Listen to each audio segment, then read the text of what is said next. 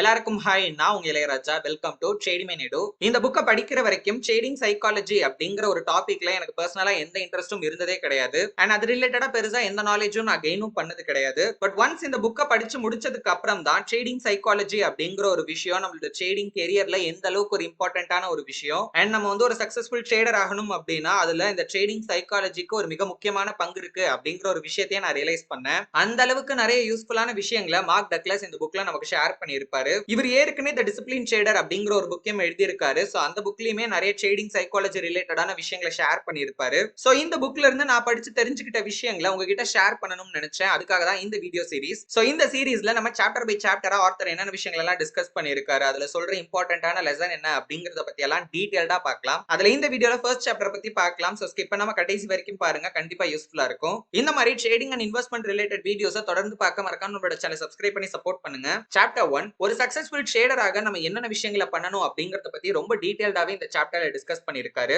So இந்த சாப்டர்ல இருந்து நான் ஒரு 8 முக்கியமான விஷயங்களை லேர்ன் பண்ணிருக்கேன். அதை பத்தி ஒன் பை ஒன்னா பார்க்கலாம். நம்பர் 1, மார்க்கெட் அனலைஸ் பண்ண 3 வழி இருக்கு. அதுல ஃபர்ஸ்ட் வழி என்ன அப்படின்னா ஃபண்டமெண்டல் அனாலிசிஸ் அப்படின்னு சொல்லுவாங்க. ஒரு காலத்துல எல்லாம் ஃபண்டமெண்டல் அனாலிசிஸ் தான் most of the traders market analyse பண்றதுக்கு யூஸ் பண்ணிட்டு இருந்தாங்க. வேற சில வழிகள் இருந்தாலுமே மோஸ்ட் ஆஃப் த ட்ரேடர்ஸ் அதை யூஸ் பண்றது கிடையாது. ஏன்னா அது மேல நம்பிக்கை இல்லை உங்களுக்கு. இதை புரிஞ்சுக்கணும் அப்படின்னா முதல்ல ஃபண்டமெண்டல் அனாலிசிஸ் அப்படின்னா என்ன அப்படிங்கறத நம்ம புரிஞ்சுக்கணும். ஃபார் எக்ஸாம்பிள், இப்போ ஒரு ஸ்டாக் இருக்கு. அந்த ஸ்டாக்கோட பிரைஸ பாதிக்கிற ஒரு ஃபண்டமெண்டல் ஃபேக்டர் ஆர் ஒரு எக்கனாமிக் ஃபேக்டரை ஸ்டடி பண்றதை தான் ஃபண்டமெண்டல் அனாலிசிஸ் அப்படின்னு சொல்லுவாங்க.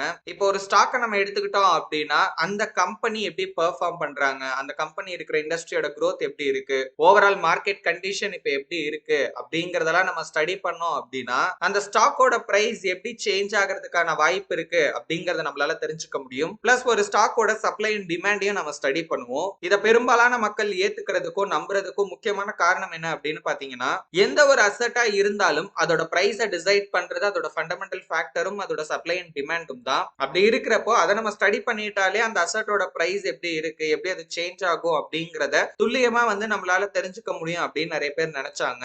ஆனா அது மட்டும் தான் காரணமா அப்படின்னு கேட்டீங்கன்னா கண்டிப்பா கிடையாது. வேற சில ஃபேக்டர்ஸ்னாலையும் வந்து ஒரு அசெட்டோட பிரைஸ் அப்படிங்கிறது சேஞ்ச் ஆகிறதுக்கான வாய்ப்பு இருக்கு. இங்கதான் ஆர்த்தர் ரியாலிட்டி கேப் அப்படிங்கிற ஒரு விஷயத்தை பத்தி சொல்லி இருப்பாரு. இதுக்கு என்ன அர்த்தம் அப்படின்னா, மோஸ்ட் ஆஃப் த பீப்புள் இப்ப என்ன நடந்துகிட்டு இருக்கு அப்படிங்கறதுல கவனம் செலுத்தாம ஆக்சுவலா இப்ப என்ன நடக்கணும் அப்படிங்கறதுல பாத்தீங்கன்னா கவனம் செலுத்திக்கிட்டு இருந்தாங்க. சோ இதனுடைய வித்தியாசத்தை தான் ஆர்த்தர் ரியாலிட்டி கேப் அப்படின்னு சொல்றாரு. ரெண்டாவது வழி டெக்னிக்கல் அனாலிசிஸ். இதுவும் ஃபண்டமெண்டல் அனாலிசிஸ் மாதிரி ரொம்ப காலமாவே இருந்தாலும் ஆரம்ப கட்டத்துல இது மேல மக்களுக்கு பெருசா நம்பிக்கை இருந்தது கிடையாது. ஏன்னா இது வந்து ஒரு ஏமாத்து வேலை, ஏதோ ஒரு மாயாஜால வேலை மாதிரி பாத்தீங்கன்னா நிறைய பேர் நினைச்சுக்கிட்டு இருந்தாங்க. பட் 1970களோட கடைசி காலத்துலலாம் நிறைய பேர் வந்து இந்த டெக்னிக்கல் அனாலிசிஸை வந்து அக்செப்ட் பண்ண ஆரம்பிச்சாங்க. இதுக்கான காரணம் என்ன அப்படின்னா, இதுக்கு முன்னாடி ஃபண்டமெண்டல் அனாலிசிஸ்ல இருந்த அந்த ரியாலிட்டி கேப் அப்படிங்கறத டெக்னிக்கல் அனாலிசிஸ் பாத்தீங்கன்னா சால்வ் பண்ணுச்சு. ஏன்னா டெக்னிக்கல் அனாலிசிஸ்ல நம்ம இப்ப என்ன நடந்துகிட்டு இருக்கு அப்படிங்கறத பாத்தீங்கன்னா ஃபோக்கஸ் பண்ணுவோம். ஓகே, இப்போ இந்த டெக்னிக்கல் அனாலிசிஸ் அப்படின்னா என்னன்னு பார்க்கலாம். மார்க்கெட்டை ஸ்டடி பண்றப்போ நிறைய ரிப்பீட்டடான பேட்டர்ன்ஸ் பிரைஸ்ல ஃபார்ம் ஆகுறத ட்ரேடர்ஸ் நோட் பண்றாங்க. ஆனா அந்த பேட்டர்ன் வந்து திரும்ப திரும்ப மார்க்கெட்ல கிரியேட் ஆகுறதையும் அவங்க பாக்குறாங்க. சோ இந்த ரிப்பீட்டட் பேட்டர்ன் கிரியேட் ஆகிறதுக்கு முக்கியமான காரணமா இருக்கிறது ட்ரேடர்ஸோட பிஹேவியர் அண்ட் எமோஷன்ஸ் தான். இப்போ இந்த பேட்டர்ன்ஸை ஸ்டடி பண்ணி மார்க்கெட்ல நெக்ஸ்ட் பிரைஸோட சேஞ்சஸ் எப்படி இருக்க போகுது அப்படிங்கறத ப்ரெடிக்ட் பண்றது தான் டெக்னிக்கல் அனாலிசிஸ் அப்படிங்கிறது. சிம்பிளா சொல்லணும்னா இந்த டெக்னிக்கல் அனாலிசிஸை யூஸ் பண்ணி நம்ம மார்க்கெட்டை ஸ்டடி பண்றப்போ லாங் டர்ம் ஆப்பர்ச்சுனிட்டிஸும் நமக்கு கிடைக்கும், அதே நேரத்துல ஷார்ட் டர்ம் ஆப்பர்ச்சுனிட்டிஸும் நிறைய கிடைக்கும். இந்த ரெண்டு வழி இருந்தாலுமே மோஸ்ட் ஆஃப் த ட்ரேடர்ஸ் மார்க்கெட்ல லாஸ் தான் பண்றாங்க. இதுக்கு ரொம்ப இம்பார்ட்டன்டான ரீசன் என்ன அப்படின்னா, கன்சிடர் இப்போ ஒரு ட்ரேடர் இருக்காரு, அவருக்கு வந்து ஃபண்டமெண்டல் அனாலிசிஸ் பண்றதுல பயங்கர எக்ஸ்பீரியன்ஸ் இருக்கு. அப்ப கூட பாத்தீங்கன்னா அதை யூஸ் பண்ணி அவரால் கன்சிஸ்டன்டா ப்ராஃபிட் பண்ண முடியல. இப்ப இன்னொரு ட்ரேடர் இருக்காரு, அவர்கிட்ட வந்து டெக்னிக்கல் அனாலிசிஸ் பண்றதுல பயங்கரமான ஸ்கில் இருக்கு. ஆனா அவர்னாலையும் பாத்தீங்கன்னா கன்சிஸ்டன்டா ப்ராஃபிட்டே பண்ண முடியல. சரி, ஓகே, வேற ஒரு ட்ரேடர் இருக்காரு, அவர் வந்து ஃபண்டமெண்டல் அனாலிசிஸ்லயும் மாஸ்டரா இருக்காரு, டெக்னிக்கல் அனாலிசிஸ்லயும் மாஸ்டரா இருக்காரு. ரெண்டையுமே சேர்த்து யூஸ் பண்ணி பாத்தீங்கன்னா மார்க்கெட் அனலைஸ் பண்றாரு. ஆனா அவராலையும் பாத்தீங்கன்னா கன்சிஸ்டன்டா மார்க்கெட்ல ப்ராஃபிட் பண்ண முடியல. அப்ப பிரச்சனை எங்கதான் இருக்கு அப்படின்னு நம்ம தேடி போறப்பதான் நமக்கு கிடைக்கிற பதில் இந்த மூணாவது வழி, sentimental analysis or mental analysis அப்படின்னு ஆர்த்தர் சொல்லுவாரு. இப்ப நம்ம பார்த்த ரெண்டு வழியிலுமே பாத்தீங்கன்னா மிஸ் ஆகிற ஒரு ரொம்ப ரொம்ப ரொம்ப இம்பார்ட்டன்டான ஒரு விஷயம் என்ன அப்படின்னா ட்ரேடிங் சைக்காலஜி. அதாவது ட்ரேடிங் பண்றப்ப நம்ம ஹியூமன் பிஹேவியர் அப்படிங்கிறது எப்படி இருக்கும் அப்படிங்கறத நம்ம ரொம்ப இம்பார்ட்டன்டா தெரிஞ்சுக்கணும். ஏன்னா இந்த ரெண்டு வழியிலுமே, அதாவது டெக்னிக்கல் அனாலிசிஸ்லயும் சரி, ஃபண்டமெண்டல் அனாலிசிஸ்லயும் சரி, இதுல கூட சால்வ் ஆகாத ஒரு ப்ராப்ளம் இருக்கு. அததான் சைக்காலஜிக்கல் கேப் அப்படின்னு சொல்றாரு. இதுக்கு என்ன அர்த்தம் அப்படின்னா, நான் என்ன செய்யணும்னு நினைக்கிறேன் அப்படிங்கிறதுக்கும் நான் ஆக்சுவலி என்ன செய்யறேன் அப்படிங்கிறதுக்கும் உண்டான வித்தியாசம் தான் இந்த சைக்காலஜிக்கல் கேப் அப்படிங்கிறது. சோ இந்த மென்டல் அனாலிசிஸ் அப்படிங்கிறதுமே ஃபண்டமெண்டல் அனாலிசிஸ் மாதிரி, டெக்னிக்கல் அனாலிசிஸ் மாதிரி ரொம்ப ரொம்ப ஒரு இம்பார்ட்டன்டான ஒரு விஷயம் அப்படின்னு ஆர்த்தர் சொல்றாரு. ட்ரேடிங்ல நம்மளோட மிகப்பெரிய எதிரியே நம்ம தான். அதாவது நமக்குள்ள இருக்கிற எமோஷன்ஸ் தான். அந்த எமோஷன்ஸை மேனேஜ் பண்ணாம, கண்ட்ரோல் பண்ணாம நம்மளால கடைசி வரைக்கும் கன்சிஸ்டன்டா ப்ராஃபிட் பண்ணவே முடியாது. ஒரு சிலர் வந்து இப்ப நான் சொல்ற விஷயத்த ஒத்துக்கவே மாட்டீங்க.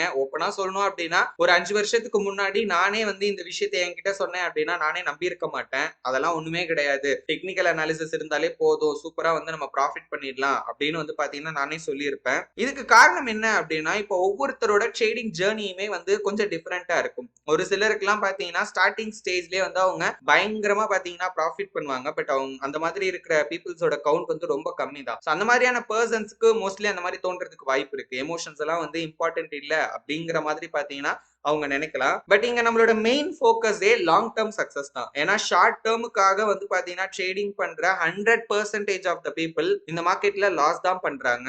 சோ நம்ம முதல்ல ஒரு கன்சிஸ்டன்ட் ப்ராஃபிட்டபிள் ட்ரேடர் ஆகணும் அப்படின்னாலே நம்மளோட ஃபோக்கஸை ஃபர்ஸ்ட் லாங் டேர்முக்கு நம்ம சேஞ்ச் பண்ணணும். அப்படி அந்த லாங் டேர்ம் ஃபோக்கஸை கொண்டு வந்துட்டோம் அப்படின்னாலே அங்க நமக்கு ஆக்சுவலி எது தேவை, நம்ம எங்க கவனம் செலுத்தணும் அப்படிங்கறதெல்லாம் பாத்தீங்கன்னா நம்ம கண்ணு முன்னாடி தெரிய ஆரம்பிக்கும். அண்ட் இந்த இடத்துல இன்னொரு ரொம்ப ரொம்ப இம்பார்ட்டன்டான ஒரு விஷயத்தை ஆர்த்தர் சொல்லியிருப்பாரு. அதுக்கு பேர் தான் ப்ராபபிலிஸ்டிக் திங்கிங் அப்படிங்கிறது. கன்சிடர் இப்ப நம்ம ஒரு சிச்சுவேஷன்ல இருக்கோம், அந்த சிச்சுவேஷனை நம்ம அனலைஸ் பண்ணிட்டு இருக்கோம். சோ நெக்ஸ்ட் ப்ராபபிலி என்னென்ன விஷயங்கள்லாம் நடக்க வாய்ப்பு இருக்கு அப்படிங்கறத பத்தி நம்ம யோசிக்கிறதா ப்ராபபிலிஸ்டிக் திங்கிங் அப்படிங்கிறது. ஒரு எக்ஸாம்பிள் சொல்றேன், உங்களுக்கு ஈஸியா புரியும். இப்ப என் கையில வந்து ஒரு காயின் இருக்கு. இப்ப இந்த காயினை நான் டாஸ் பண்ணேன் அப்படின்னா என்ன எனக்கு அவுட்கம் வரலாம் அப்படிங்கறத பத்தி நான் யோசிக்கிறேன். 50% ஆஃப் த சான்சஸ் வந்து எனக்கு ஹெட் வரலாம், இல்ல 50% ஆஃப் த சான்ஸ் வந்து எனக்கு டெயில் வரலாம். இப்படி நான் யோசிக்கிறேன் அப்படின்னா இதுக்கு பேர் தான் ப்ராபபிலிஸ்டிக் திங்கிங் அப்படிங்கிறது. அதை விட்டுட்டு இந்த மாதிரி நான் வச்சு இப்படி நான் வந்து காயினை டாஸ் பண்ணேன் அப்படின்னா மேல வந்து ஹெட் இருக்கிற மாதிரி வச்சு நான் காயினை டாஸ் பண்ணேன் அப்படின்னா எனக்கு எப்பவுமே ஹெட் தான் விழுகும் அப்படின்னு சொல்றது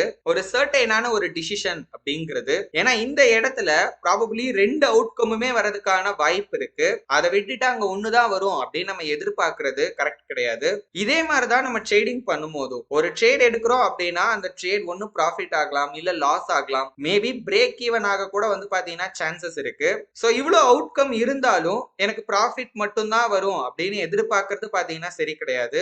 ஏன்னா இந்த மார்க்கெட்டே ஃபர்ஸ்ட் நிச்சயம் இல்லாத ஒண்ணு, அதாவது அன்சர்டைனான ஒரு பிளேஸ் அப்படின்னு சொல்லுவாங்க. அந்த மாதிரி இடத்துல வந்துட்டு நம்ம வந்து சர்டைனிட்டி, அதாவது நிச்சயத்தன்மையை எதிர்பார்க்கறது அப்படிங்கிறது கரெக்ட் கிடையாது. அதே மீறி நம்ம எதிர்பார்த்தோம் அப்படின்னா அதன் விளைவா நமக்கு கிடைக்க போறது என்னமோ நஷ்டம் மட்டும்தான். நம்பர் 2, ட்ரேடர்ஸை ரெண்டு கேட்டகரியா பிரிச்சுக்கலாம். சோ ஃபர்ஸ்ட் குரூப் பாத்தீங்கன்னா இவங்க வந்து ரொம்ப கம்மியா தான் இருப்பாங்க, ஓகேங்களா. சோ இவங்க தான் மார்க்கெட்ல கன்சிஸ்டன்டா ப்ராஃபிட் பண்ணுவாங்க. நிறைய பேருக்கு இந்த ப்ராஃபிட் பண்றதுக்கும் கன்சிஸ்டன்ட் ப்ராஃபிட் பண்றதுக்குமே வந்து பாத்தீங்கன்னா வித்தியாசம் தெரியறது கிடையாது. அந்த வித்தியாசத்தை நான் சொல்றேன். இப்ப ப்ராஃபிட் பண்றது அப்படின்னா ரொம்ப சிம்பிள், நம்ம எடுக்கிற ட்ரேட் ப்ராஃபிட்டபிளா இருக்கும், அவ்வளவுதான், ஓகேங்களா. ஆனா கன்சிஸ்டன்ட் ப்ராஃபிட் அப்படிங்கிறது என்ன அப்படின்னா, இந்த மார்க்கெட்ல நான் தொடர்ந்து ட்ரேட் பண்றேன், ஒரு லாங் டேர்ம் பீரியடுக்கு என்னோட பெர்ஃபார்மன்ஸை எடுத்து பாக்குறப்ப நான் வந்து ப்ராஃபிட்ல இருக்கணும். அதுக்கு பேர் தான் கன்சிஸ்டன்ட் ப்ராஃபிட் அப்படிங்கிறது. இன்னும் ஒரு சிலர் கன்சிஸ்டன்ட் ப்ராஃபிட்னா என்ன நினைச்சிட்டு இருக்காங்க அப்படின்னா, நம்ம எடுக்கிற எல்லா ட்ரேடும் ப்ராஃபிட் ஆகணும், இல்ல நம்ம வந்து டெய்லி ட்ரேட்ல ப்ராஃபிட் பண்ணணும், ஏன் ஈவன் வந்து ஒவ்வொரு வாரமும் ஒவ்வொரு மாசமும் ப்ராஃபிட் பண்ணாதான் அதுக்கு பேர் தான் வந்து கன்சிஸ்டன்ட் ப்ராஃபிட் நினைக்கிறாங்க.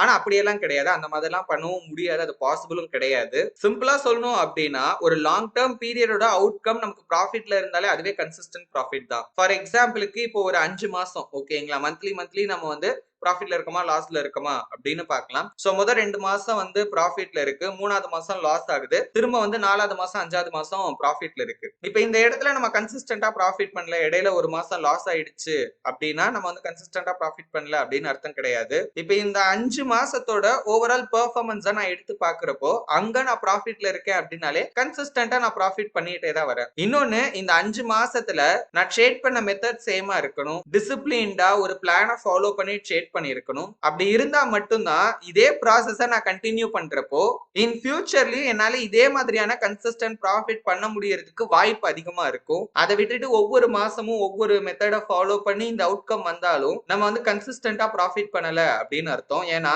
முதல்ல கன்சிஸ்டன்ட் ப்ராஃபிட்டுக்கு நம்மளோட ஒர்க்ல வந்து கன்சிஸ்டன்சி அப்படிங்கிறது இருக்கணும். ஓகேங்களா? ஒரு விஷயத்த நான் ஃபாலோ பண்றேன் அப்படின்னா அதை வந்து நான் லாங் டேர்ம் பீரியடுக்கு ஃபாலோ பண்ணணும். ஏன்னா அப்பதான் அந்த பெர்ஃபார்மன்ஸை இன் ஃபியூச்சர்லயும் என்னால வந்து பாத்தீங்கன்னா எக்ஸ்பெக்ட் பண்ண முடியும். அண்ட் இது வந்து ப்ராஃபிட்டபிளா இருக்கு, இது வந்து ஃபியூச்சர்லி ஒர்க் அவுட் ஆகும் அப்படிங்கிற கான்பிடென்ட்ல என்னாலையும் பாத்தீங்கன்னா ஒர்க் பண்ண முடியும். ஸோ செகண்ட் குரூப் பாத்தீங்கன்னா இவங்க தான் ட்ரேடிங்ல மெஜாரிட்டியா இருப்பாங்க. ஸோ இவங்களை பொறுத்த வரைக்கும் இன்கன்சிஸ்டன்டா இருப்பாங்க அண்ட் லூசிங் ட்ரேடர்ஸா இருப்பாங்க. ஓகேங்களா? ஸோ கிட்டத்தட்ட பாத்தீங்கன்னா 95% ஆஃப் த பீப்புள் வந்து மார்க்கெட்ல லாஸ் தான் பண்ணிட்டு இருக்காங்க.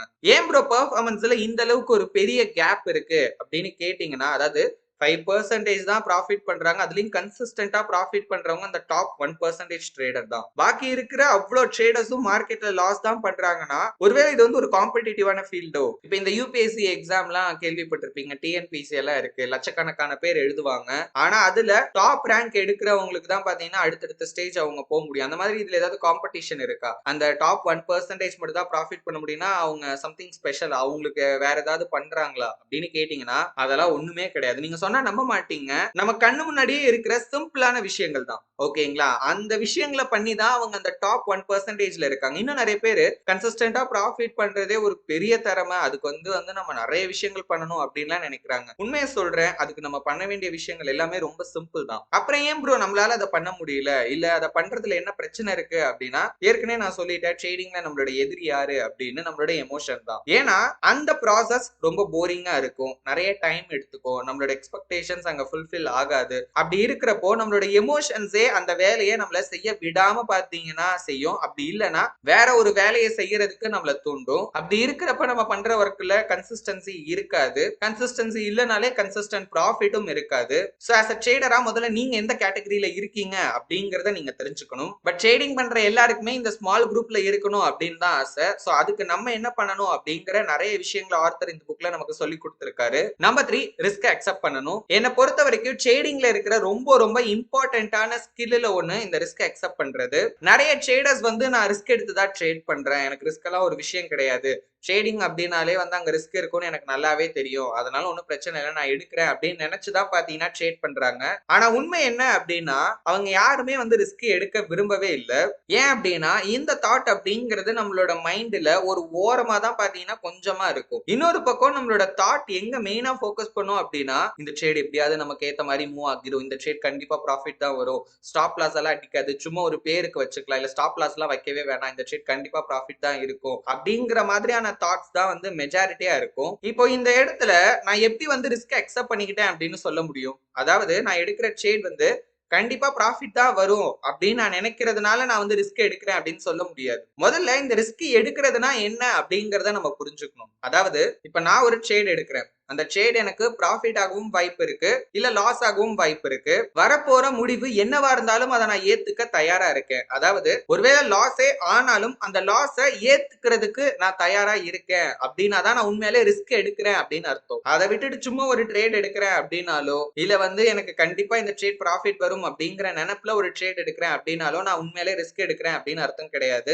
ரிஸ்கை நம்ம அக்செப்ட் பண்ணல அப்படின்னா ஏகப்பட்ட பிரச்சனை வரும். உதாரணத்துக்கு ஸ்ட்ராட்டஜி அடிக்கடி மாத்திக்கிட்டு இருப்போம், கான்பிடென்ட் அப்படிங்கறதே இருக்காது. இதனால நம்ம ரிவெஞ்ச் ட்ரேடிங் பண்றதுக்கும் வாய்ப்பு இருக்கு. சோ அப்படி பண்ணோம் அப்படின்னா இன்னும் தான் அதிகமா நம்மளோட ட்ரேடிங் கேபிட்டல் அப்படிங்கிறது லாஸ் ஆகும். சரி, ஓகே, இந்த ரிஸ்க் அக்செப்ட் பண்றது என்ன அவ்வளவு கஷ்டமான ஒரு வேலையா அப்படின்னு கேட்டீங்கன்னா கண்டிப்பா கிடையாது. நீங்க ஈஸியா சொல்லிடுவீங்க ப்ரோ, அந்த இடத்துல உட்காரும் போது தானே தெரியும் அது எவ்வளவு வந்து கஷ்டமான ஒரு விஷயம் அப்படின்னு கேட்டீங்கன்னா, அது கஷ்டமா தோணுது அப்படின்னாலே நம்ம வந்து ரியாலிட்டியை அக்செப்ட் பண்ணிக்க வந்து தயாரா இல்ல அப்படின்னு தான் அர்த்தம் என்ன கேட்டீங்கன்னா. ஏன்னா நான் முன்னாடியே சொல்லிட்டேன், முதல்ல இந்த மார்க்கெட் ஒரு அன்சர்டைனான ஒரு விஷயம். அந்த காயின் எக்ஸாம்பிளே எடுத்துக்கோங்க, ஹெட் விழுகவும் சான்ஸ் இருக்கு, டெய்ல் விழவும் சான்ஸ் இருக்கு அப்படின்னா இது ரெண்டுல தான் ஏதோ ஒண்ணு வரப்போகுது. ஆனா எது வரப்போகுதுன்னு தான் நமக்கு தெரியாது, வந்ததுக்கு அப்புறம் தான் தெரியும். சோ நான் ஹெட் விழுவும் நினைச்சு எனக்கு டெய்ல் வந்தாலும் அதை அக்செப்ட் பண்ணி தான் ஆகணும், வேற வழியே இல்ல.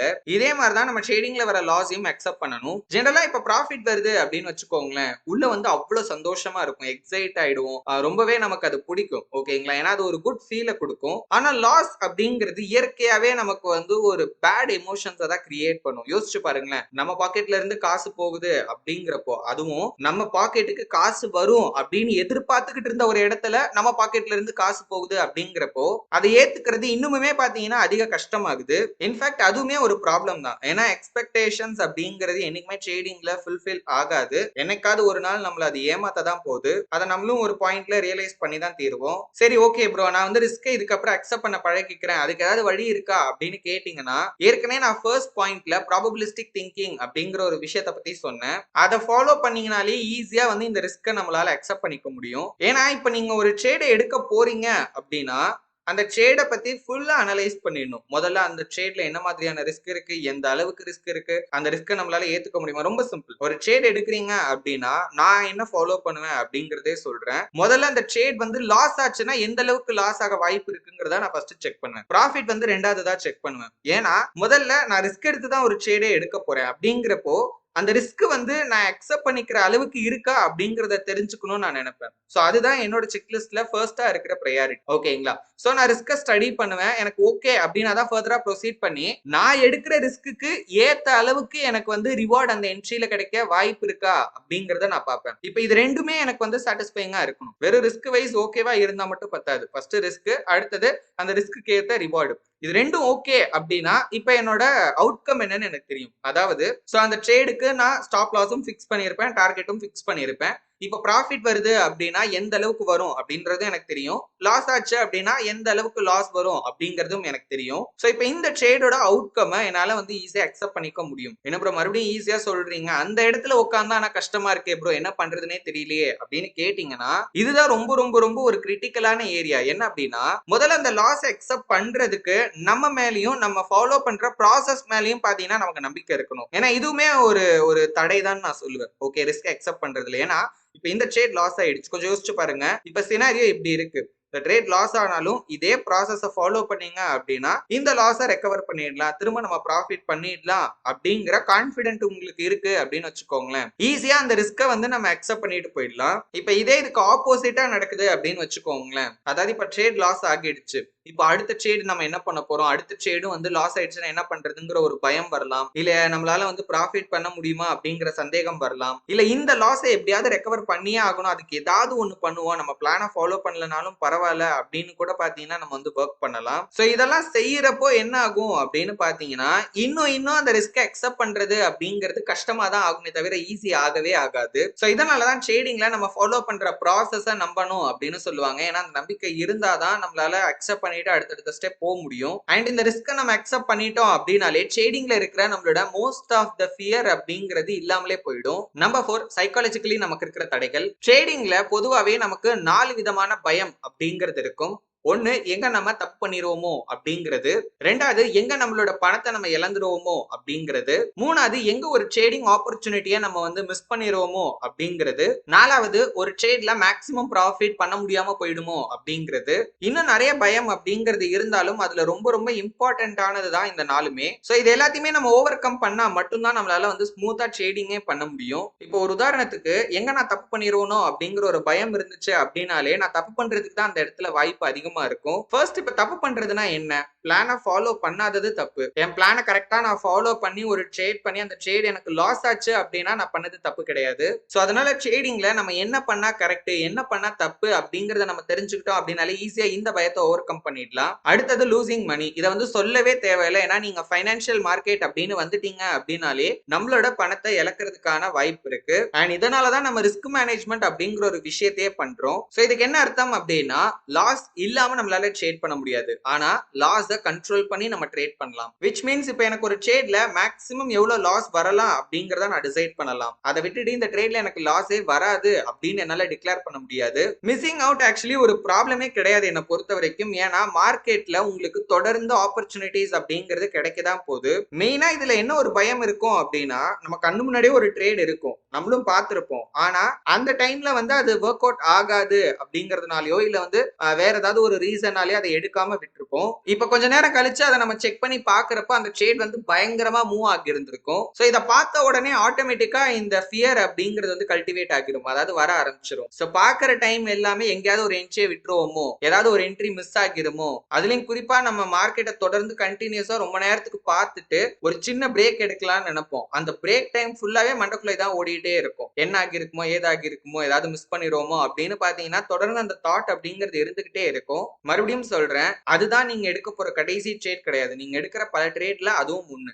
மிஸ் ஆச்சுனாலும் எந்த பிரச்சனையும் இல்ல. அதுலயும் குறிப்பா ப்ராஃபிட் வந்த ட்ரேட் நம்ம எடுக்காம மிஸ் பண்ணிட்டோம் அப்படின்னா தான் இந்த பயமும் இந்த வருத்தமும் பாத்தீங்கன்னா அதிகமா இருக்கும். அதுக்காக இன்னொரு ப்ராஃபிட்டபிள் ட்ரேட் அப்படிங்கிறது நமக்கு கிடைக்கவே கிடைக்காது அப்படின்லாம் கிடையாது. அண்ட் ஃபைனலி இப்ப லீவிங் மணி அந்த டேபிளை பொறுத்த வரைக்கும் இப்போ ஒரு ட்ரேட் நான் எடுக்கிறப்போ மார்க்கெட் அனலைஸ் பண்ணி மேக்ஸிமம் ப்ராபபிலிட்டி எங்க வரைக்கும் மூவ் ஆகலாம் அப்படிங்கறத பேஸ் பண்ணி தான் நான் வந்து என்னோட ட்ரேடுக்கு டார்கெட்டே ஃபிக்ஸ் பண்றேன். முதல்ல என்னோட டார்கெட் ஹிட் ஆச்சுனாலே எனக்கு ரொம்ப சந்தோஷம். ஏன்னா நான் என்ன நினைச்சனோ அது அப்படியே நடந்திருக்கு. எனக்கு அந்த ட்ரேட் ப்ராஃபிட்ல வந்து க்ளோஸ் ஆகிருக்கு அப்படிங்கிறது. இப்போ அதை தாண்டி மார்க்கெட் வந்து போயிட்டே இருக்கு அப்படின்னா அதை பார்த்து நான் வருத்தப்படக்கூடாது. ஆஹா, பாதியிலே வந்து க்ளோஸ் பண்ணிட்டோமே, இதுக்கு டார்கெட்டே வைக்காம விட்டு போற வரைக்கும் போட்டோம், அப்புறம் நான் க்ளோஸ் பண்ணிக்கலாமே அப்படின்ற மாதிரிலாம் வந்து தாட் வரும். ஓகேங்களா? ஆனா அது எல்லாமே ரொம்ப தப்பு. ஓகே, ஏன்னா ஒரு ட்ரேட் எடுக்கிறதுக்கு முன்னாடியே வாட் இஸ் வாட், அடுத்து என்ன நடக்க வாய்ப்பு இருக்கு, அது பிளஸோ மைனஸோ, அதாவது மார்க்கெட் நமக்கு ஃபேவரபிளா மூவ் ஆனாலும் சரி, இல்ல வந்து நமக்கு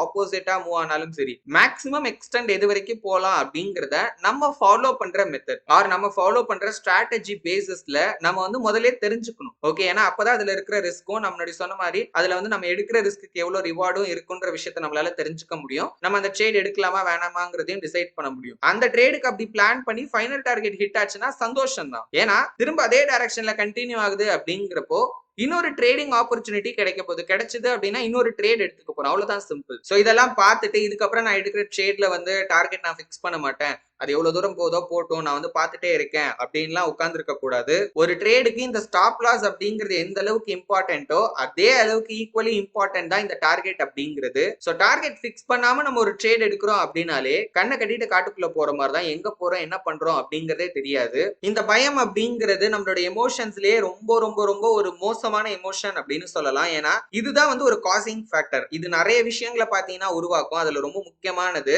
ஹெசிடேஷன், அதாவது தயக்கம் அப்படிங்கிறது பாத்தீங்கன்னா வரும். ஏன்னா கண்ணு முன்னாடியே ஒரு வாய்ப்பு இருக்கும், ஆனா இந்த தயக்கத்தினால அதை எடுக்காம நம்ம போறதுக்கும் வாய்ப்பு இருக்கு. இல்ல இதுக்கு அப்படியே ஆப்போசிட்டா இம்பல்சிவான ட்ரேட்ஸ் நம்ம எடுக்கிறதுக்கும் சான்சஸ் இருக்கு. சோ இம்பல்சிவ் ட்ரேட் இந்த சென்ஸ் வந்து பெருசா நம்ம யோசிக்கவே மாட்டோம். அந்த டைம்ல நம்மளோட எமோஷன்ஸ் என்ன சொல்லுதோ அதுக்கு ஏத்த மாதிரி பாத்தீங்கன்னா நம்ம வந்து வரிசையா ட்ரேட்ஸ் எடுத்துக்கிட்டே இருப்போம். இல்ல அப்படின்னா லாஸ் அவாய்ட் பண்ணுவோம். அதுக்கும் இந்த பயம் தான் ரொம்ப ரொம்ப முக்கியமான ஒரு காரணமா இருக்கு. நீங்க நல்லா யோசிச்சு பாத்தீங்க அப்படின்னா இந்த பெயின் எல்லாம் மார்க்கெட் கிரியேட் பண்ணுதா அப்படின்னு கேட்டீங்கன்னா கண்டிப்பா கிடையாது. ஆஸ் அ ட்ரேடரா நம்மளோட ஆட்டிடியூட் தான் இந்த எமோஷனல் பெயின் அப்படிங்கிற ஒரு விஷயத்தையே உருவாக்குது. ஒண்ணும் இல்ல, நீங்க ட்ரேட் எதுவும் எடுக்காதீங்க, அமைதியா போயிட்டு மார்க்கெட்ல உட்காருங்க. ஓகேங்களா? சார்ட் பாருங்க, ஸ்டடி பண்ணுங்க, எல்லாம் பண்ணுங்க. அது ஏதாவது நமக்கு பெயினை கொடுக்குதா? கண்டிப்பா இல்ல. நம்ம ட்ரேட் பண்ணணும் அப்படின்னு நினைச்சு உள்ள இறங்குறப்பதான், அதுவும் குறிப்பா ரியல் மணி யூஸ் பண்ணி ட்ரேட் பண்றப்ப, பேப்பர் ட்ரேடிங்ல டெமோ ட்ரேடிங்ல பெருசா இதை நம்ம வந்து ஃபீல் பண்ணவே மாட்டோம். இப்ப நம்ம காசு மார்க்கெட்டுக்குள்ள இருக்கு, அந்த காசை வச்சு காசு சம்பாதிக்கணும் அப்படிங்கிற கோலும் நம்ம கிட்ட இருக்கு. ஒரு ட்ரேட் நம்ம எதிர்பார்த்துக்கிட்டு இருக்கோம். இந்த சிச்சுவேஷன்ல தான் மார்க்கெட்ல நடக்கிற எதுவா இருந்தாலும் பாத்தீங்கன்னா நமக்கு வந்து அது எமோஷனலி ஒரு பெயினை கிரியேட் பண்ணும். உதாரணத்துக்கு இப்போ ஒரு ட்ரேட் எடுக்கிறேன், மார்க்கெட்ல இந்த ட்ரேட் வந்து எனக்கு ப்ராஃபிட் வர வாய்ப்பு ரொம்ப அதிகமா இருக்கும் அப்படின்னு எனக்கு தோணுது. பட் இருந்தாலும் நான் ஸ்டாப் லாஸும் ஃபிக்ஸ் பண்றேன், டார்கெட்டும் ஃபிக்ஸ் பண்றேன். அப்ப அந்த இடத்துல மார்க்கெட் வந்து என்னோட டார்கெட் நோக்கி போகாம என்னோட ஸ்டாப் லாஸ் நோக்கி போறப்போ அதுவே எனக்கு வந்து ஒரு எமோஷனலி ஒரு பெயினை கிரியேட் பண்ணும். ஏன்னா என் மைண்ட்ல இருக்கிற தாட்ஸ் வேற, அதுக்கு சிங்க் ஆகிற மாதிரியான ஒரு விஷயம் அப்படிங்கிறது மார்க்கெட்ல நடக்கல. எப்போ மார்க்கெட்ல நடக்கிற விஷயங்களுக்கும் நம்ம மைண்ட்ல இருக்கிற விஷயங்களுக்கும் சிங்க் ஆகலையோ அந்த இடத்துலதான் மெயினா இந்த எமோஷனல் பெயின் அப்படிங்கறதே பாத்தீங்கன்னா கிரியேட் ஆகுது. அண்ட் ஒரு விஷயம் நல்லா ஞாபகம் வச்சுக்கோங்க, நம்ம என்னதான் பண்ணாலும் மார்க்கெட்டை நம்ம மைண்டுக்கு ஏத்த மாதிரி அதை சிங்க் பண்ண வைக்க முடியவே முடியாது. அதாவது மார்க்கெட்டை நம்மளால கண்ட்ரோல் பண்ண முடியவே முடியாது. நம்மளால பண்ண முடிஞ்ச ஒரே விஷயம் என்ன அப்படின்னு கேட்டீங்கன்னா மார்க்கெட்டுக்கு ஏத்த மாதிரி நம்ம சிங்க் ஆகிக்கிறது. அப்படி பண்ணா மட்டும்தான் நம்ம எதிர்பார்க்கிற மாதிரி நம்மளால ஒரு சக்சஸ்ஃபுல் ட்ரேடர் ஆக முடியும். சோ நான் ஒரு எமோஷனல் பெயினை ஃபீல் பண்றேன் அப்படின்னாலே ஆட்டோமேட்டிக்கா நான் புரிஞ்சுக்கணும் இந்த இடத்துல மார்க்கெட்டுக்கும் எனக்கும் ஏதோ ஒரு விஷயம் சிங்க் ஆகல அப்படின்னு. இப்ப இங்க என்ன பண்ணணும் அப்படின்னா மார்க்கெட்ல என்ன பிரச்சனை இருக்கு அப்படின்னு தேடி போக கூடாது. நமக்குள்ள என்ன பிரச்சனை இருக்கு அப்படிங்கறதான் நம்ம யோசிக்கணும். Number 5 trading paradox. மார்க்கெட் அப்படிங்கிறது கம்ப்ளீட்டாவே ஒரு அன்சர்டைனா இருக்கிற ஒரு பிளேஸ். சோ அதனால இங்க நம்ம கண்டிப்பா கான்பிடென்ட்டாவும் டிசிப்ளின்டாவும் இருந்தே ஆகணும். இதை புரிஞ்சுக்கிறதுக்கு நான் ஒரு உதாரணம் சொல்றேன். இப்ப கன்சிடர் நம்ம ஒரு ஹைவே எடுத்துக்கலாம். சோ அதுல வந்து பாத்தீங்கன்னா ஒரு நாளைக்கு நூத்துக்கணக்கான ஆயிரக்கணக்கான ஏன் லட்சக்கணக்கான வண்டிங்க பாத்தீங்கன்னா போயிட்டே தான் இருக்கும். அந்த ஹைவேல ஆக்சிடென்ட்டும் பாத்தீங்கன்னா அப்பப்ப நடக்கிறது உண்டு. இப்ப அந்த ஹைவேல போற எல்லா வண்டிங்களுக்கும் ஆக்சிடென்ட் ஆகுதா அப்படின்னு கேட்டீங்கன்னா கண்டிப்பா கிடையாது. இதுல இன்னொரு முக்கியமான விஷயத்தை நீங்க புரிஞ்சுக்கணும். அது என்ன அப்படின்னா அந்த வண்டியை ஓட்டிட்டு போறவங்க பண்ற தப்புனால மட்டும் ஆக்சிடென்ட் அப்படிங்கிறது நடக்கிறது கிடையாது. அதுக்கு நிறைய ஃபேக்டர்ஸ் ரீசனா இருக்கலாம். இப்போ ஒருத்தர் வந்து எல்லா ரூல்ஸையும் கரெக்டா ஃபாலோ பண்ணிட்டு டிரைவ் பண்ணிட்டு போனா கூட அந்த பர்சனுக்கும் ஆக்சிடென்ட் ஆகிறதுக்கான சான்சஸ் அப்படின்னு இருக்கு. ஏன்னா என்னதான் வந்து இப்போ நம்ம ஸ்ட்ரிக்டா ரூல்ஸை ஃபாலோ பண்ணாலும் இந்த ஆக்சிடென்ட் அப்படிங்கிற ஒரு விஷயத்துக்கு எக்ஸ்டர்னல் ஃபேக்டரும் பாத்தீங்கன்னா காரணமா இருக்கு. இன்னொரு வண்டி இருக்கலாம், இல்ல குறுக்க ஏதாவது ஒரு அனிமல் வந்திருக்கலாம், இல்ல வேற ஏதாவது ஒரு நேச்சுரல் டிசாஸ்டர் ஏதோ ஒண்ணு பாத்தீங்கன்னா நடந்திருக்கிறதுக்கான வாய்ப்பு இருக்கு. இதுல இருந்து நான் என்ன சொல்ல வரேன் அப்படின்னா கிட்டத்தட்ட மார்க்கெட் அப்படிங்கிறதும் அதேதான். இங்க ஒரு சில விஷயங்களை மட்டும்தான் நம்மளோட கண்ட்ரோல்ல வச்சுக்க முடியுமே தவிர எல்லாத்தையும் நம்மளால வந்து கண்ட்ரோலே பண்ண முடியாது. அதுலயும் குறிப்பா சொல்லணும் அப்படின்னா மார்க்கெட்ல இந்த பிரைஸ் சேஞ்சஸ் எல்லாம் யார் நினைச்சாலும் பாத்தீங்கன்னா கண்ட்ரோலே பண்ண முடியாது. அப்படி இருக்கிறப்போ இது வந்து நான் நினைச்ச மாதிரிதான் போகும், நான் இப்படி பார்த்திருக்கேன், இப்படி இருந்தா நெக்ஸ்ட் இப்படிதான் இருக்கும் அப்படிங்கிற மாதிரி இங்க யோசிக்கிறதுனால எந்த பிரயோஜனமும் கிடையாது. ஏன்னா அப்படி நம்ம யோசிச்சு செயல்படுறதன் மூலியமா நமக்கு ப்ராஃபிட் வருதோ இல்லையோ கண்டிப்பா லாஸ் தான் பாத்தீங்கன்னா தொடர்ந்து வந்துகிட்டே இருக்கும். சோ அதனாலதான் ஆர்த்தர் இந்த மாதிரி ஒரு பிளேஸ்ல நம்மளோட டிசிப்ளினும் நம்மளோட கான்பிடென்ட்டும் தான் நமக்கு ரொம்பவே பாத்தீங்கன்னா ஹெல்ப்ஃபுல்லா இருக்கும் அப்படின்னு சொல்றாரு. ஆனா இந்த இடத்துலதான் ஒரு பெரிய பிரச்சனை இருக்கு. அது என்னன்னு கேட்டீங்கன்னா மோஸ்ட்லி இப்ப ட்ரேடிங் ஸ்டார்ட் பண்றவங்களுக்கு மார்க்கெட்னாலே இப்படிதான், ட்ரேடிங்னாலே இப்படிதான் அப்படிங்கிற ஒரு தாட்ல தான் ஸ்டார்ட்டே பண்றாங்க. இன்ஃபேக்ட் அந்த தாட் வந்ததுனாலதான் ட்ரேடிங் வந்து பண்ணலாம் அப்படிங்கிற முடிவுக்கே வராங்க. அதாவது என்ன சொல்ல வரேன்னா மார்க்கெட்டோட உண்மையான அந்த நேச்சர் என்ன அப்படிங்கிறது ட்ரேடிங் ஸ்டார்ட் பண்ற மோஸ்ட் ஆஃப் த பீப்புளுக்கு பாத்தீங்கன்னா தெரியறதே கிடையாது. இப்ப இப்படிதான் அப்படின்னு மார்க்கெட் ஃபிக்ஸ் ஆகிடுச்சு. ஓகேங்களா, இப்படி இருந்தா இப்படி போகும், அப்படி இருந்தா அப்படி வரும் அப்படிங்கறதெல்லாம் அவங்களோட மைண்ட்ல வந்து நல்லாவே ஃபிக்ஸ் பண்ணி வச்சுக்கிட்டாங்க. அப்படி இருக்கிறதுனால அங்க வந்து அவங்க டிசிப்ளின்டா இருக்கணும்னோ இல்ல கான்பிடென்டா இருக்கணும்னோ பாத்தீங்கன்னா நினைக்கவே மாட்டாங்க. ஏன்னா அதுக்கான அவசியமே இல்ல. காரணம் என்னன்னா அவங்களுக்கு தெரியும் மார்க்கெட் எப்படி இருக்க போகுது, நெக்ஸ்ட் எப்படி மூவ் ஆக போகுதுங்கிறது எல்லாமே அவங்களோட ஃபிங்கர் டிப்ல அவங்க வச்சிருக்கிறதா நினைக்கிறாங்க. அதனால டிசிப்ளின்டா இருக்க வேண்டிய அவசியம் அவங்களுக்கு இல்லாம போயிருது. ஆனா அப்படி பண்றவங்களால கடைசி வரைக்கும் ஒரு சக்சஸ்ஃபுல் ட்ரேடர் ஆகவே முடியாது. எல்லாருக்குமே ட்ரேடிங்ல நம்ம வந்து கன்சிஸ்டன்டா இருக்கணும் அப்படிங்கிற ஆசை இருக்கும். ஆனா எல்லாராலையும் அப்படி இருக்க முடியுமா அப்படின்னு கேட்டீங்கன்னா இல்ல. அதுக்கு ரொம்ப முக்கியமான காரணங்கள்ல ஒண்ணு தொடர்ந்து லாஸையும் பயத்தையும் வந்து அவாய்ட் பண்ணிக்கிட்டே இருக்கிறது. ஏன்னா இந்த லாஸ் அண்ட் ஃபியர் அப்படிங்கிறது ஒரு நெகட்டிவான ஒரு விஷயம். யூசுவலாவே பாத்தீங்கன்னா மனுஷங்களுக்கு இந்த நெகட்டிவான விஷயங்கள் வந்து அவ்வளவா பிடிக்காது. ஏன்னா இதை பத்தி யோசிச்சாலே பாத்தீங்கன்னா நமக்கு வந்து கஷ்டமா இருக்கும், ஒரு பெயின் ஃபீலிங்கை கொடுக்கும். சோ எவ்வளவுக்கு எவ்வளவு முடியுமோ அவ்வளவுக்கு அவ்வளவு இதை வந்து அவாய்ட் பண்ணதான் பார்ப்பாங்க. ஓகேங்களா, அவங்க கண்ணு முன்னாடியே இது இருந்தா கூட அதை தவிர்த்தணும் அப்படின்னு தான் நினைப்பாங்க. இப்ப இதை தவிர்க்கிறதுனால இது இன்டைரக்டா எதை வந்து பாதிக்கும் அப்படின்னு பாத்தீங்கன்னா நம்ம கன்சிஸ்டன்டா ட்ரேட் பண்றத பாதிக்கும். எப்படின்னு கேட்டீங்கன்னா ட்ரேடிங்ல இந்த லாஸ் பயம் அப்படிங்கறது எல்லாமே பாத்தீங்கன்னா ஒன் ஆஃப் த ஃபேக்டர். ஓகேங்களா, அதாவது இந்த ட்ரேடிங் அப்படிங்கிற ஒரு விஷயத்துல இதெல்லாமே ஒரு பகுதிகள். நான் அந்த இடத்துல அதை மட்டும் எடுத்துட்டு நான் பண்ணணும்னு நினைச்சேன் அப்படின்னா கண்டிப்பா என்னால முடியாது. ஏன்னா ஒரு நாள் இல்ல ஒரு நாள் கண்டிப்பா நான் அதை வந்து ஃபேஸ் பண்ணதான் போறேன். டே 1 இல்லாட்டியும் டே 10 இல்லாட்டியும் என்னைக்காவது ஒரு நாள் கண்டிப்பா அதை வந்து ஃபேஸ் பண்ற ஒரு சிச்சுவேஷன் அப்படிங்கிறது வரதான் செய்யும். அந்த மாதிரி சிச்சுவேஷன்ல கூட அதை நான் ஃபேஸ் பண்ணாம நான் இதை பண்ணிப்பேன், நான் அதை பண்ணிப்பேன் அப்படின்னு போறப்போ அந்த இடத்துலதான் நம்மளோட கன்சிஸ்டன்சி அப்படிங்கிறது பாத்தீங்கன்னா பிரேக் ஆகும். இதுக்கும் நம்ம அந்த ஹைவே எக்ஸாம்பிளே எடுத்து பார்க்கலாம். இப்போ ரோட்ல எல்லாம் வந்து ஆக்சிடென்ட் ஆகுது, எனக்கு வந்து ஆக்சிடென்ட் சுத்தமா பிடிக்கவே பிடிக்காது அப்படின்னு ஒருத்தர் நினைச்சாருன்னா அதை அவாய்ட் பண்றதுக்கு இருக்கிற ஒரே வழி என்ன அப்படின்னா டிராவலிங் பண்ணாம இருக்கிறது தான். ஆனா அப்படி நம்மளால கண்டிப்பா பாத்தீங்கன்னா பண்ண முடியாது. அதாவது டிராவல் பண்ணணும், ஆனா வந்து எனக்கு ஆக்சிடென்டே பிடிக்காது, ஆக்சிடென்ட்டை நான் அவாய்ட் பண்ணியே ஆகணும்னா அதுக்கு இருக்கிற ஒரே வழி டிராவலை சுத்தமா வந்து அவாய்ட் பண்றது தான். ட்ரேடிங்லயும் கிட்டத்தட்ட அதே தான். நான் ட்ரேடிங் பண்ணணும், ஆனா எனக்கு வந்து லாஸே இருக்க கூடாது அப்படின்னா அதுக்கு இருக்கிற ஒரே வழியும் ஒன்னே ஒண்ணுதான், ட்ரேடிங் பண்ணாம இருக்கிறது தான். ஏன்னா இததான் வந்து அந்த பாராடாக்ஸ் அப்படின்னு சொல்றாங்க. ஏன்னா நீங்க ட்ரேடிங் பண்றீங்க அப்படின்னாலே நீங்க எடுக்கிற எந்த ஒரு ட்ரேட்ல வேணாலும் லாஸ் வரதுக்கான வாய்ப்பு அப்படிங்கிறது இருக்கு. இந்த உலகத்துல யாராலையுமே லாஸ் இல்லாம ட்ரேடிங் பண்ணவே முடியாது. இதை நல்லா புரிஞ்சுக்கோங்க. நம்பர் 6 மார்க்கெட் அனாலிசிஸ் மட்டும் பத்தாது, இதுவும் நிறைய ட்ரேடர்ஸ் கிட்ட காமனான ஒரு ஹேபிட்டாவே இருக்கும். என்ன அப்படின்னா, இப்ப அவங்க எதிர்பார்த்த அளவுக்கு ப்ராஃபிட் பண்ணல அப்படின்னாலும் சரி, இல்ல வந்து தொடர்ந்து லாஸ் ஆகிட்டு இருக்கு அப்படின்னாலும் சரி, மெயினா அவங்க எங்க ஃபோக்கஸ் பண்ணுவாங்க அப்படின்னா, நம்ம இன்னும் அனலைஸ் பண்ணணும், இன்னும் நிறைய மெத்தட்ஸ் யூஸ் பண்ணணும், இல்ல இன்னும் வந்து அக்யூரேட்டான ஸ்ட்ராட்டஜிஸ் எதையாவது ஃபாலோ பண்ணணும் அப்படின்னு மார்க்கெட் அனாலிசிஸ் தான் வந்து அதிகமா பண்ணணும் அப்படின்னு அவங்க நினைப்பாங்க. பிரச்சனை எனக்கு வந்து எமோஷனல் கண்ட்ரோல்ல இருக்கு அப்படிங்கிறப்போ நான் எவ்வளவுதான் வந்து மார்க்கெட் அனாலிசிஸ்ல கான்சென்ட்ரேட் பண்ணாலும் என்னால இந்த ப்ராப்ளம சால்வ் பண்ண முடியாது. ஏன்னா இது வேற டிபார்ட்மெண்ட், அது வேற டிபார்ட்மெண்ட். அண்ட் ஒரு விஷயம் நல்லா ஞாபகம் வச்சுக்கோங்க, நம்ம பிரச்சனை இருக்கிற இடத்துல போய் சரி பண்ணாதான் அந்த பிரச்சனையை நம்மளால சால்வ் பண்ண முடியும். அட்லீஸ்ட் அதுக்கு நமக்கு ஒரு வாய்ப்பாவது கிடைக்கும். ஏன்னா ட்ரேடிங்ல most of the traders successful ஆகாம இருக்கிறதுக்கான முக்கியமான காரணங்கள்ல ஒண்ணு இந்த எமோஷன்ஸ் அப்படிங்கிறது. அதுல மோஸ்ட் ஆஃப் த ட்ரேடர்ஸ்க்கு அவங்களோட எமோஷன் தான் அவங்களோட ப்ராப்ளம் அப்படிங்கிறது தெரியாமலே இருக்கும். இல்ல தெரிஞ்சா கூட அதுல ஃபோக்கஸ் பண்ணாம வேற சில விஷயங்களை தான் ஃபோக்கஸ் பண்ணுவாங்க. அப்படி ஃபோக்கஸ் பண்ற விஷயங்கள்ல ஒண்ணுதான் மார்க்கெட் இன்னும் நம்ம அதிகமா அனலைஸ் பண்ணலாம் அப்படிங்கிறது. மார்க்கெட்ல எப்ப வேணாலும் எது வேணாலும் நடக்கலாம். எந்த ஒரு ஸ்ட்ராட்டஜியாலையும் மார்க்கெட்ல நடக்கிற ஒவ்வொரு விஷயத்தையுமே பாத்தீங்கன்னா துல்லியமா வந்து சொல்லிக்கிட்டே இருக்க முடியாது. அதாவது எல்லாரோட எதிர்பார்ப்பு என்ன தெரியுங்களா, ஒரு ஸ்ட்ராட்டஜி இருக்கணும், அந்த ஸ்ட்ராட்டஜி யூஸ் பண்ணி மார்க்கெட்டை வந்து நான் ஒவ்வொரு டைமும், அதாவது நான் எப்ப மார்க்கெட்டை பார்த்தாலும் அக்யூரேட்டா எனக்கு சிக்னல் கிடைக்கணும், சிக்னல் கிடைச்சதுக்கு அப்புறம் அந்த ட்ரேட் ப்ராஃபிட்டபிளாவே இருக்கணும், அந்த மாதிரி ஒரு ஸ்ட்ராட்டஜி எனக்கு வேணும் அப்படின்னு நினைக்கிறாங்க. அந்த மாதிரி ஒரு ஸ்ட்ராட்டஜி இந்த உலகத்துல இல்லவே இல்லை. ஏன் அப்படின்னு கேட்டீங்கன்னா, இப்போ ஒரு ஸ்ட்ராட்டஜி இருக்குன்னா அது ஒரு குறிப்பிட்ட கண்டிஷன்ல, ஓகேங்களா, ஒரு குறிப்பிட்ட கண்டிஷன்ல ஒர்க் ஆகுற மாதிரி தான் பாத்தீங்கன்னா இருக்கவே இருக்கும். ஓகே, இப்போ அதே கண்டிஷன் தான் மார்க்கெட்ல ரிப்பீட் ஆயிட்டே இருக்குமா அப்படின்னு கேட்டீங்கன்னா கண்டிப்பா இல்ல. அப்போ சோ நான் மார்க்கெட்ல உதாரணத்துக்கு ஒரு பேட்டர்ன், ஓகேங்களா, சம்வாட் ஏதோ ஒரு ஸ்ட்ராட்டஜி யூஸ் பண்ணி நான் வந்து மார்க்கெட்ல ஒரு பேட்டர்ன் ஐடென்டிஃபை பண்ண ட்ரை பண்ணிட்டு இருக்கேன். நானும் அதை கண்டுபிடிக்கிறேன். ஆனா அதை கண்டுபிடிச்சதுக்கு அப்புறமா நான் எதிர்பார்த்த மாதிரி தான் மார்க்கெட் மூவ் ஆகணும் அப்படிங்கிற எந்த அவசியமும் கிடையாது. அங்க புதுவிதமா கூட மூவ் ஆகுறதுக்கான சான்சஸ் இருக்கு. சோ அப்படி இருக்கிறப்போ எந்த ஒரு ஸ்ட்ராட்டஜியாலையும் பாத்தீங்கன்னா எல்லா நேரமும் வந்து ஒர்க் ஆகிட்டே இருக்க முடியாது. இன்னும் ஒரு சிலர் வந்து அந்த மாதிரி ஸ்ட்ராட்டஜி யூஸ் பண்ணா மட்டும் தான் நம்மளால சக்சஸ்ஃபுல் ட்ரேடர் ஆக முடியும் அப்படின்லாம் நினைக்கிறாங்க. அப்படியெல்லாம் ஒண்ணுமே கிடையாது.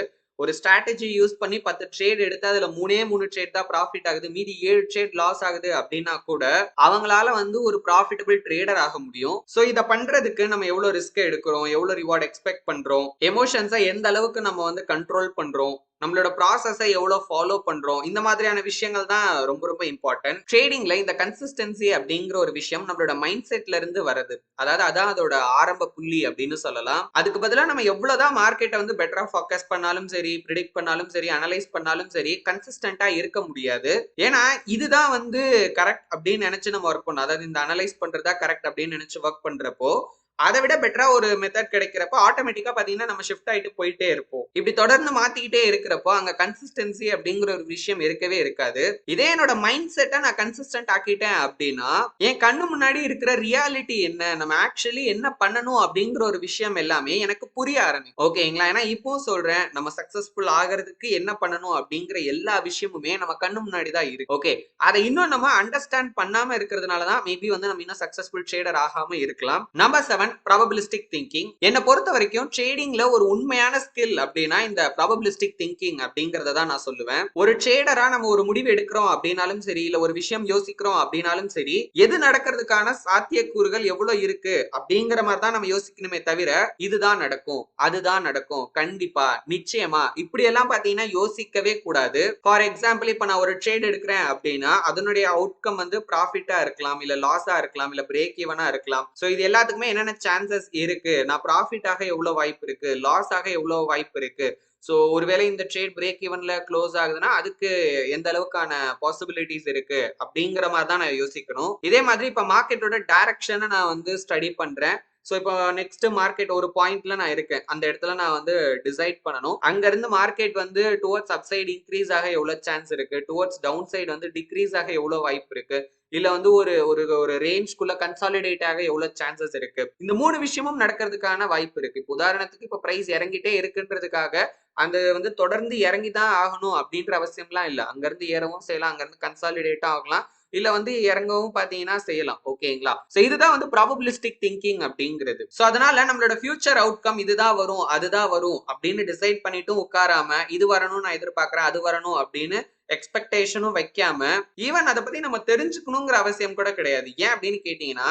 என்னென்ன பாசிபிள் அவுட்கம் இருக்குன்னு நமக்கு தெரியும். ஓகேங்களா, அதுல ஏதோ ஒண்ணுதான் வரப்போகுது. அது எல்லாத்துக்கும் தயார் ஆகிட்டு தான் நம்ம வந்து அந்த டிசிஷனே எடுத்திருப்போம். சோ இந்த இடத்துல நம்ம நம்ப வேண்டியது நம்மளையும் நம்மளோட ட்ரேடிங் எட்ஜையும் மட்டும்தான். ட்ரேடிங் எட்ஜ் அப்படின்னா என்னன்னு பார்க்கலாம். சோ ஃபர்ஸ்ட் நான் இதுக்கு ஒரு எக்ஸாம்பிள் சொல்லிட்டு அதுக்கப்புறம் நான் உங்களுக்கு இதை பத்தி நான் எக்ஸ்பிளைன் பண்றேன். கன்சிடர் இப்ப நான் ஒரு காயினை டாஸ் பண்ண போறேன். அந்த காயின்ல ஹெட் விழுந்துச்சு அப்படின்னா எனக்கு ப்ராஃபிட் அப்படின்னு அர்த்தம். டெய்ல் விழுந்துச்சு அப்படின்னா எனக்கு லாஸ் அப்படின்னு அர்த்தம். சோ இப்போ இந்த காயினை டாஸ் பண்றப்போ ரெண்டு அவுட்கம் இருக்கு. ஒன்னு ஹெட் அதாவது ப்ராஃபிட், இல்ல டெய்ல் அதாவது லாஸ். இப்போ இதுல எனக்கு ஃபேவரபிளான அவுட்கம் என்ன அப்படின்னு கேட்டீங்கன்னா ஹெட் தான், அதாவது ப்ராஃபிட் தான் வந்து எனக்கு சாதகமான ஒரு அவுட்கம் அப்படிங்கிறது. அது எனக்கு சாதகமா இருக்குன்ற ஒரே காரணத்துக்காக மட்டும் அதுதான் வரும் அதுதான் வரணும் அப்படின்னு என்னால எதிர்பார்க்கவும் முடியாது, அப்படி சொல்லவும் முடியாது. ஏன்னா நான் ஒவ்வொரு தடவை காயினை டாஸ்க் பண்றப்பையும் இது ரெண்டுல எது வேணாலும் பாத்தீங்கன்னா வரலாம். ஆனா இப்ப நான் என்ன பண்ண போறேன் அப்படின்னா எனக்கு ஃபேவரபிளான அவுட்கம் அதிகமா வர மாதிரி, ஓகேங்களா, அதாவது நான் காயினை டாஸ்க் பண்றப்போ எனக்கு ஹெட் அதிக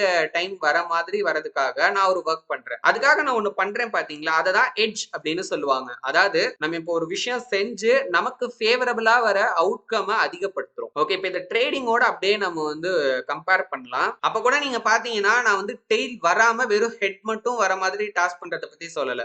சோ இந்த இடத்துல டெய்லும் வரும் ஹெட்டும் வரும். எனக்கு தேவை என்னன்னா எனக்கு டெய்லை விட ஹெட் அதிகமா இருக்கணும். ஏன்னா அப்பதான் இதை ரெண்டையும் டேலி பண்றப்போ ஓவராலா எனக்கு ஹெட்டோட கவுண்ட் அதாவது ப்ராஃபிட்டோட கவுண்ட் அதிகமா இருக்கும். அட்லாஸ்ட் நான் வந்து ஒரு ப்ராஃபிட்டபிள் ட்ரேடரா இருப்பேன்.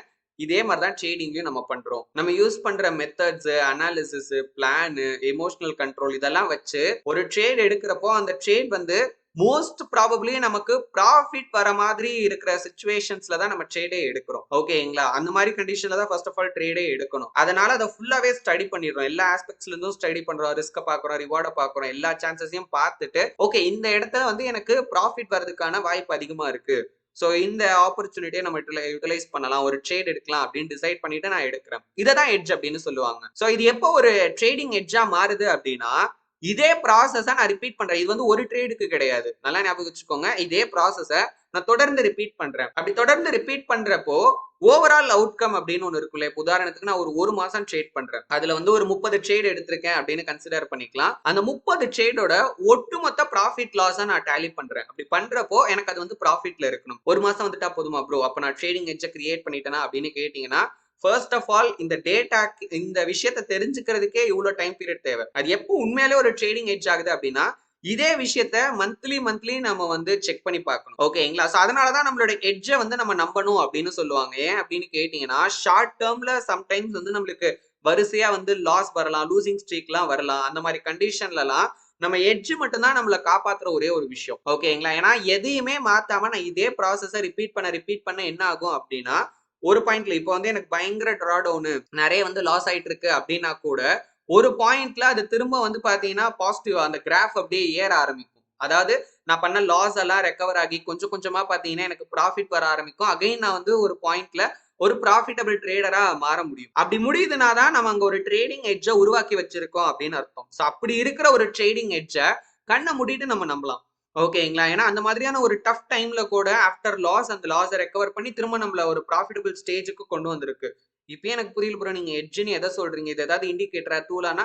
நான் வந்து இது ஒரு மெத்தட் அப்படின்னு சொல்லிட்டேன். நீங்க செய்யற விஷயம் தான் உங்களோட ட்ரேடிங் எட்ஜ் அப்படிங்கிறது. நீங்க என்ன செய்ய போறீங்க சரிங்களா, நீங்க செய்யற விஷயத்த ரிப்பீட்டடா செய்யணும். இதுல மாத்தி மாத்தி பண்றது இந்த மாதிரி விஷயங்கள்லாம் இருக்கக்கூடாது. ஒரே பிளான் ஒரே விஷயத்த ரிப்பீட்டடா பண்ணணும். ரிப்பீட்டடா பண்றப்போ அதோட ஓவரால் அவுட்கம் பாசிட்டிவா இருக்கணும்.